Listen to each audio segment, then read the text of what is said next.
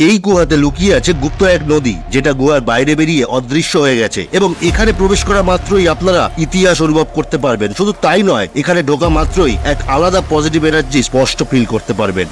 এই গুহাটির নাম গুপ্ত গোদাবরী চিত্রকূট কেভ, যেটা মধ্যপ্রদেশের চিত্রকূটে অবস্থিত। প্রচলিত কথা অনুযায়ী শ্রীরাম, মাতা সীতা ও লক্ষ্মণ বনবাসের সময় কিছু বছর এই গুহাতেই সময় কাটিয়েছিলেন। এমনকি মাতা সীতা যেখানে স্নান করতেন সেই সীতাকুণ্ড আজও আছে এখানে। এছাড়াও রামায়ণের অনেক ঘটনা জড়িত আছে এই গুহার সাথে। মান্যতা অনুযায়ী এই গুহাতে শ্রীরাম আছেন জেনে মহর্ষি গৌতমের কন্যা দেবী গোদাবরী নাসিক থেকে লুকিয়ে মাটির নিচ দিয়ে শ্রীরামের সাথে দেখা করতে এসেছিলেন এবং দেখা করে নদী রূপে এখান থেকে চলে গেছিলেন। তাই সারা বছর এখানে হাঁটু সমান জল থাকে, যেটি আসলে গুপ্ত গোদাবরী নদী। এই গুহাতে শিবলিঙ্গ, শ্রীরাম, মাতা সীতা ও লক্ষ্মণজির মূর্তি দেখতে পাবেন এবং গুপ্ত গোদাবরী নদীর উৎসস্থলও দেখতে পাবেন। প্রচলিত কথা যাই হোক, এখানে গেলে আপনাদের আলাদা একরকম প্রাকৃতিক সৌন্দর্যের অভিজ্ঞতা হবে। তাই চিত্রকূট গেলে আপনাদের ঘোরার লিস্টে এই গুহা অবশ্যই রাখবেন।